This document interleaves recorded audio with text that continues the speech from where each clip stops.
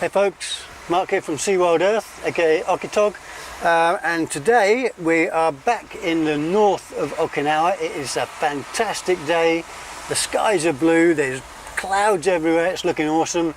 The sea is quite agitated, so it's great for slow shutter, and this, unfortunately, is the last in the series of photographing Okinawa, insofar as it's the last video where we are sponsored by KANI filters, so let's make it a good one.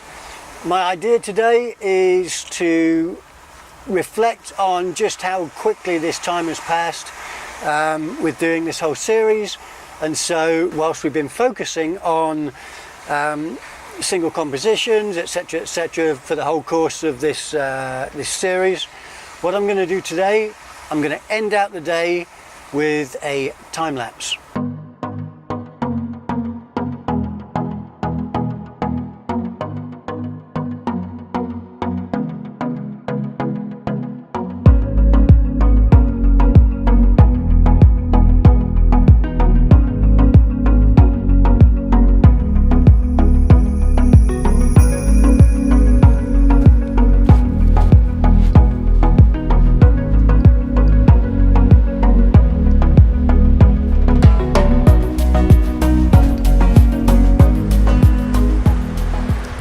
You can see Cape Hedo in the background, and this will give you an idea, a bit more of an idea of the composition. Really nice rock features in the midground. Closer up we've got some rocks just down here, and then way off in the distance that's Cape Hedo right there, the point you can see behind me. So I'm going to get set up here. I'm going to be shooting super wide on the IRIX 15mm f2.4. At the moment it looks like I'm going to put a soft grad in because my horizon line is obstructed by the peninsula here, and because we're in the middle of the day, I'm going to initially look at a 6-stop, and if that fails then I'll go to a 10-stop, f8 ISO 100, and we'll see what kind of shutter speed we're getting at.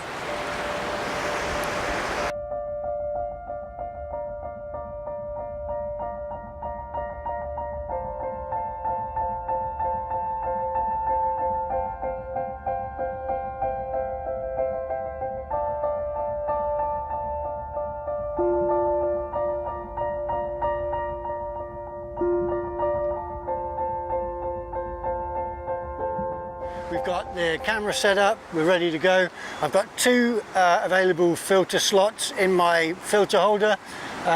It's fitted to the IRIX lens with its 95mm adapter from KANI, and after looking at the settings and looking at the situation, we're going to be f8 ISO 100. I'm going to put a soft grad in the filter slot furthest from the lens, just to take out, just to keep some of the light in the clouds, and just to allow me to get a bit more light into the foreground here. And it looks like we're going to be using an ND6 to start with. I'm not going for a tremendously long shutter speed, that's not the case here. It's just that I need to get a slower shutter in order to expose correctly. There's nothing here dynamic in the shot enough to warrant like a main interest point that is flowing liquid, but I do need that 6-stop just to get the shutter speed down, just so I can have maybe a little bit of motion in the clouds, which are moving at a pretty fair clip.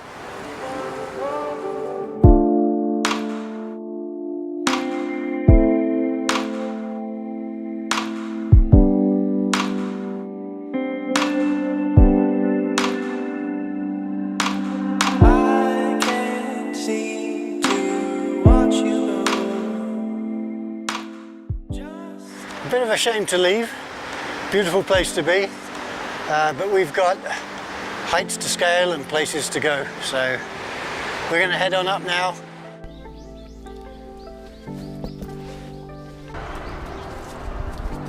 Sometimes you go to places and you're always like, I'm never going to go there again, this is too hard. And then a month later you find yourself doing exactly the same thing. How awesome. But we couldn't have picked a better day for it. This is going to be absolutely stunning.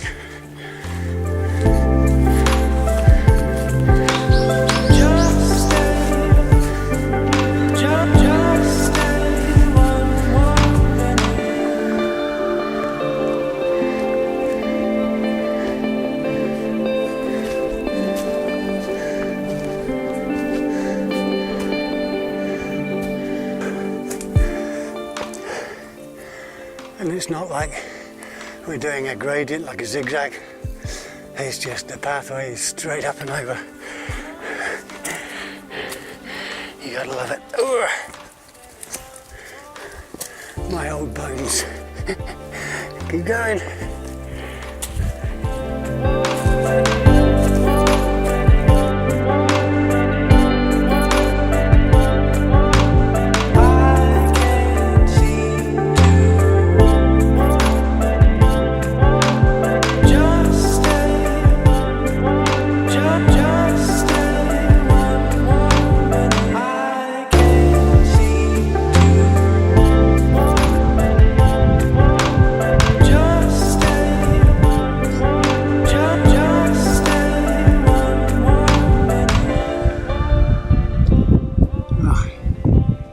We made it, and it's definitely worth it.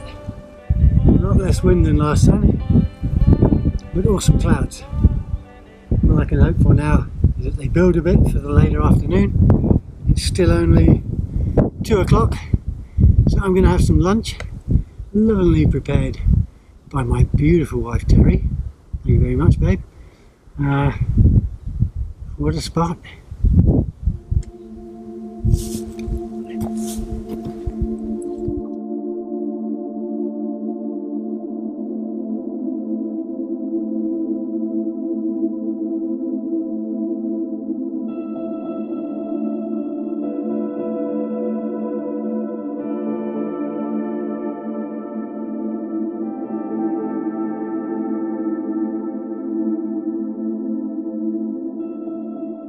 We're all set up and we're good to go for this time lapse. This is the first time that I've shot a time lapse with this particular camera, bearing in mind that it is 50.6 megapixels, so it's absolutely massive in resolution, which means it's also quite thirsty on the old batteries as well. Alright, so I'm going to be shooting, I've got it set up, EOS 5DSR with a Sigma 50 Art 1.4 on the front. On the lens I've got a step-up ring, a KANI optics step-up ring 77 to 82. This is a 77mm lens to 82 to fit the default adapter for the KANI filter holder. All right. In the front slot of the filter holder I've got a 0.9 neutral grad soft filter, and closest to the lens I've got an ND64.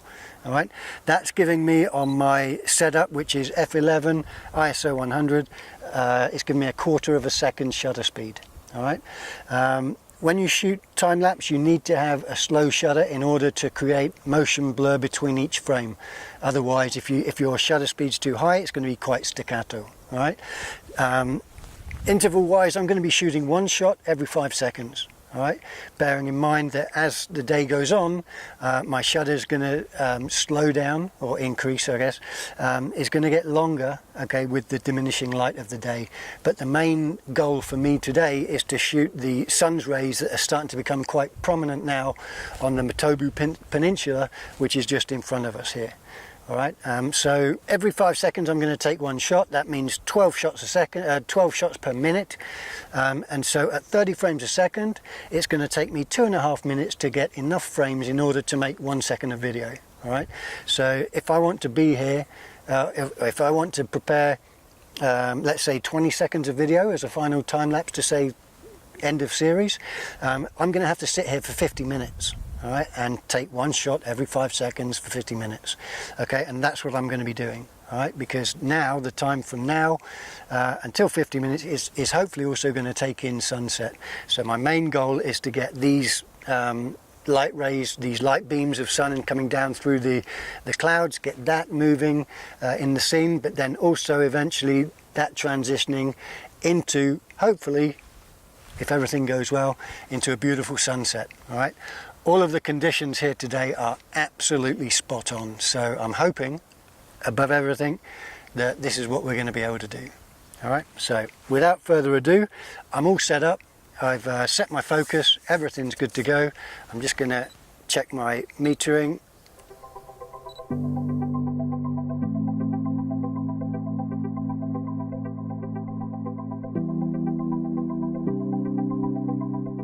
So hopefully now all we have to do is sit back and watch. What I do as the day wears on is I will sit here.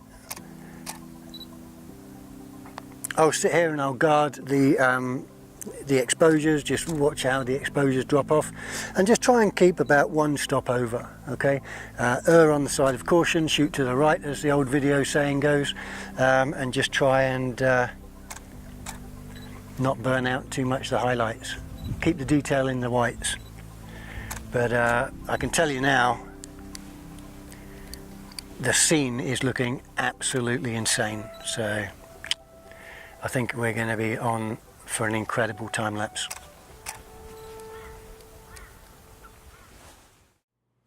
Okay, well, here I am in my computer. Okay, and let's get going. First off, let's call up, well, we've got Lightroom open there, and I open up in this order for this particular reason.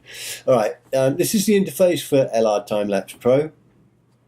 In the directory here, I've highlighted the time-lapse that I want to work with, and you'll see there's 519 images that has a total duration of 17 seconds. All right. All of the editing and everything else, the aesthetic editing, happens in Lightroom, but this is just, I'm showing you now the relation, how it all works together with LR Timelapse. Okay, so here is your main pane up here.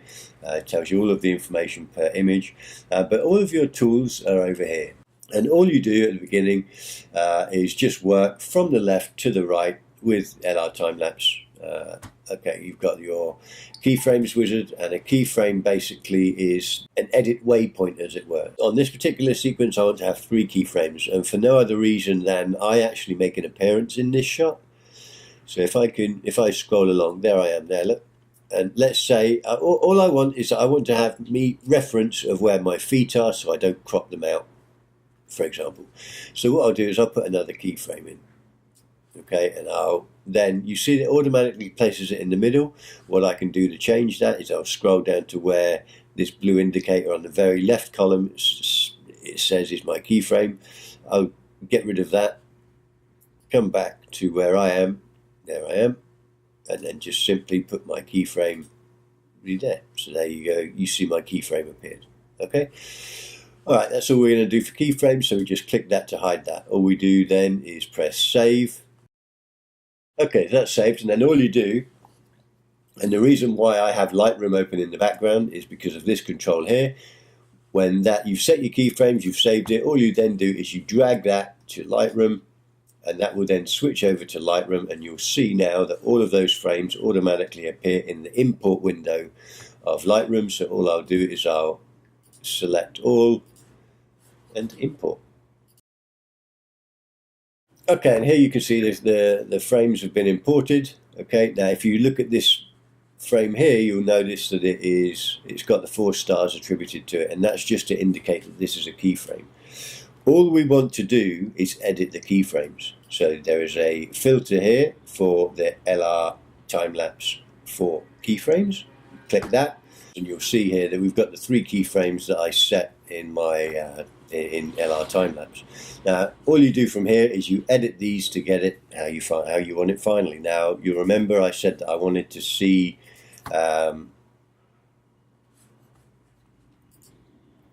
me in the image, so I didn't crop out too much my legs. Okay, all I'm going to do now is just do the crop. Let's go to 16:9 down here in 16:9 in Lightroom. There we go, 16:9, so widescreen HD TV type stuff. So that's going to be my crop there. Okay, all I then do from there is I'll go settings, copy settings, and all I'm going to copy this time are the lens correction, the crop, and the process calibration. Okay, so copy all that. Let's go to the other. Let's go backwards one first. There we go back there, and then settings, paste settings. There you go, exactly the same crop. Okay, and then in this one, let's go settings, paste settings. There we go, awesome. So that's basically going to be my frame for my time lapse. Okay, let's just check that one. There we go, there's me in there. Okay, we're good to go. Alright, so from here what we then do is we'll do our main edit. Alright, so I am happy with that. So all we do now is if we go out into library, okay, and then we select the rest of those 2 keyframes, and up here there's a little script from LR Timelapse. You just hit that and it's LR Timelapse sync keyframe. So all that's going to do now by pushing that, that is going to carry across the edit from the first keyframe that I just made and copy that over to the second and third keyframe. For this sequence, all is fine. Now, because we've actually changed the metadata in the image, whether that's to do with the crop, the levels, all of the information in the file, we need to save that. And up here you have a edit select all. So let's select all metadata. Save metadata to files. Okay, so click that. You'll see a little progress bar. Up you go. This is a personal preference of mine. From that point, all I do then is I'll just click up on the filter, go back to the full sequence, right? But now we actually go back to LR Timelapse Pro. And in here, we've done the first line of commands. We're down onto the second line of commands. We just press reload. Okay, that then reloads the images. Auto transition now, if changes were made between different keyframes, what would happen is that the LR Timelapse would, once you click auto transition, is going to figure out all of the incremental changes that need to be made to each individual image to take it from the look that was attributed to it from keyframe 1 to keyframe 2, and from keyframe 2 to 3 to 4 to 5, etc., etc. You then have a deflicker if you need it. Now, when you shoot time-lapse, you never shoot time-lapse on aperture priority or shutter priority. Very, very important. Always shoot at manual, but you still can get some flickering of light, and so this is just something that helps to iron that out. I normally set to 35 on the slider that goes from 0 to 50. Apply that, okay, close down that window and press save. Okay, now that that's done, what we can do is we then go back into Adobe Lightroom, okay, and this time we select all, and now because we've done that auto transition and the all of the changes were made in the metadata by LR Timelapse Pro, we now need to see that aesthetic change and make sure to control that everything is okay in Lightroom. So all we do is go metadata, read metadata from files, okay, because those changes have been made from LR Timelapse Pro, and what you'll see now is if everything is correct, you'll see, yep, there you go, you'll see the images adopt the aspect ratio, the widescreen, the 16:9 aspect ratio that we edited in Lightroom just now. So when all of the sequence is done, you are then ready to export. So we just hit the export button and you'll get this LR Timelapse dialog box, export dialog box come out. I'm going to use JPEG, so I just click on JPEG. Okay, it's got the path for the app there, where the output path is going to be. All I then do is just give it a name. Let's say Hedo Clouds on my lovely little typewriter, Hedo Clouds, and press export. What you'll see happen then is it's going to say preparing export. It will check and make sure that all the aspect ratios are the same, and it will be good to go. This process takes a bit of a while, so because now basically it's got to build every one of the frames for LR Timelapse to make the final video time-lapse sequence. Okay, so we'll come back when it's good to go. Here you can see we're getting up to the end of the render now. As soon as this is done, LR Timelapse will kick in and it will automatically pop up with a video out render box, and I'll show you what I mean. Here we go. And so once the render is finished in Adobe Lightroom, LR Timelapse will come back up and it will give you this dialog box here where you've got all of the parameters for the video out file that you wish to create. Right? It has your render, where the output file is, your codecs that you use, the output size. You can go 1080, 3K, 4K, 4K Super, 6K all the way up. It's crazy. Okay, 720p. I'm just going to keep it 1080p just to keep it in line with the project that we're shooting. 30 frames a second, 1:1, quality ultra high, color sampling 444, just means best quality. And over here is one you have motion blur. Now normally that is if you're shooting something with a very high shutter speed, which would normally render a time-lapse very staccato in its final aesthetic. And so you have the option here to create motion blur on each one of the frames, okay? Low, medium or high.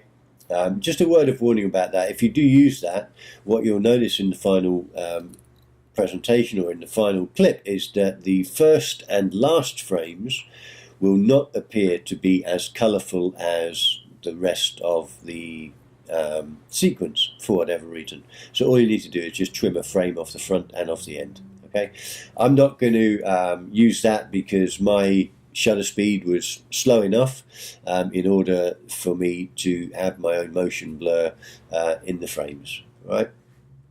And so all I then do, quite simply, is over here, render video. Boom.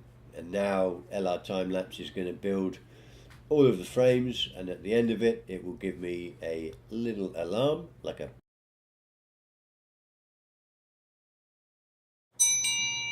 yay! I love that sound because that tells me that the time-lapse is built and we're good to go. So from there, we don't need now LR Timelapse Pro. We're done with that. We're done with Lightroom. Let's get rid of that. Quick Lightroom for now. Here we are, front and center. This is the time-lapse we just created. Doodle-doodle-doo. Look at that. How awesome is that? All right. Good stuff. Nice, nice, nice. I love it. Awesome. And so that is how I will render out my time lapses. It's a very simple, very easy software to use, and it allows you to create magic. And for those of you wondering how the time lapse came out from the sunset, check this out.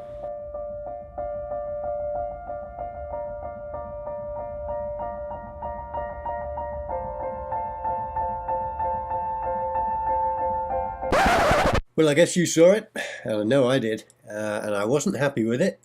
So those two little twitches on the tripod, I'm not going to make any excuses, they were there, and I didn't like them. So yesterday I went back to the peak and I shot another time lapse. There weren't the clouds that we had on the first day, it's not as dynamic, but there's no tripod shakes, and it's a lot more tropical in colour. So here you go guys, I'll catch you soon, take care. Thanks.